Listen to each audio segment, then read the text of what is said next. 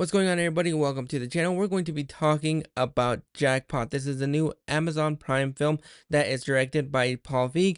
I am curious about this movie because this is Paul Feig stepping in to the R-rated comedy, which I think he works better in than he does in his PG-13 stuff because he's able to push the humor a little bit further. I'm a big fan of Bridesmaids, The Heat, and Spice, and even with what he did with A Simple Favor, that is really the only thing about this movie that had my curiosity. Went into this movie, didn't really know anything about it, and well, this isn't really the direction that I wanted him to go in. The film stars Awkwafina as Katie, who moves to California to become an actress. However, in the near future, if you buy a lottery ticket and if you win, then you have about 6 hours or 8 hours somewhere in that venue to escape and not be killed. Otherwise, somebody is going to take your lottery ticket and win that money. So she accidentally stumbles upon this lottery ticket and she is the winner. So now she is trying to escape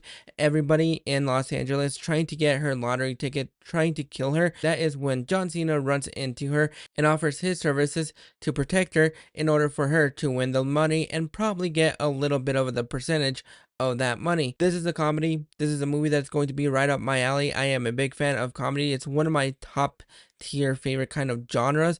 And like I said, Paul Feig is returning to the R-rated comedy genre. This is something that's going to be right up my alley. And I kind of wish this movie was a little bit more up my alley because the big sin that this movie creates is the fact that it's a comedy and a lot of the humor in this movie didn't work for me. I thought Aquafina was fine. I have no idea why people really bag on her a lot. Is it because she stole her name from the water bottle and kind of rearranged the names a little bit?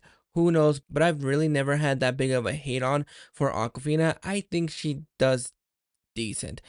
She does decent in this movie, and I thought John Cena did moderately okay. I think he's fine when he's a supporting actor, but I don't think this movie needed a lot of that strong acting power because it is a movie that is ridiculous. And while I like the concept for this movie, the execution is a little bit poor. This movie is supposed to be taken in a very silly kind of way, and I think for the most part, there are moments here and there where the movie got a little bit more of a chuckle out of me, and I was enjoying it for I'd say a good 30% of this movie. It is a ridiculous movie and it doesn't try to be anything really deep meaning or anything. It's just there to entertain, and I think for the most part it does it very well in the way where it's not supposed to be taken seriously. And if you go into this movie trying to take it as seriously as you possibly can, then you're probably going to come out really hating this movie. A lot of the humor in this movie falls really flat, and a lot of that has to do with the first time writer for this movie. The dialogue in this movie is absolutely atrocious, and I hated almost every little thing. Then you also have Simu Liu tossed in here, and he hemmed it up a little bit, but I think that is what is a big issue with this movie is the fact that it's hammed up a little bit more where everybody in this situation takes this material and hams it up so much where almost every single character is annoying the living hell out of you, especially with Aquafina's Airbnb host. She hams it up so much from the moment she appears on screen to the time that the movie ends. She hams it up so hard that it was so annoying every single time that she was on screen, and that is where I was hating myself. And a lot of that has to do with Paul Feig's direction in here.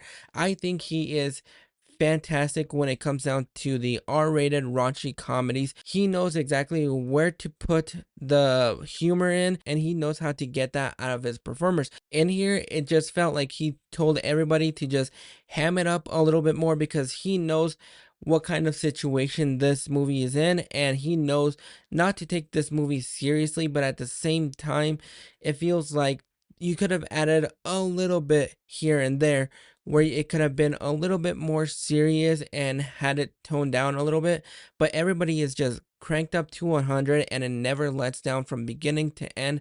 Aquafina and John Cena, I thought were fine for what they're given and given the situation for this movie. Even though this movie is an hour and 46 minutes long, it does feel like it's stretching it out just a little bit, especially during the last 20 to 30 minutes of the film.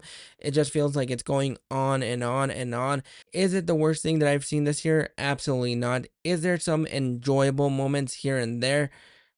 Yeah, if you're going into this movie with the right mindset. But overall, I'm going to go ahead and give Jackpot a 4 out of 10. I kind of wish this movie was a little bit better, especially with Paul Feig behind the camera and just knowing how great he is at directing R-rated comedies. And I was kind of hoping we would feel like we were back in those shoots of Bridesmaids, The Heat, and Spy, but unfortunately, we're not there just yet. But those are my thoughts on Jackpot. Have you guys checked it out? Are you planning on checking it out? Go ahead and drop your thoughts in the comments below, and I'll catch you guys for the next video.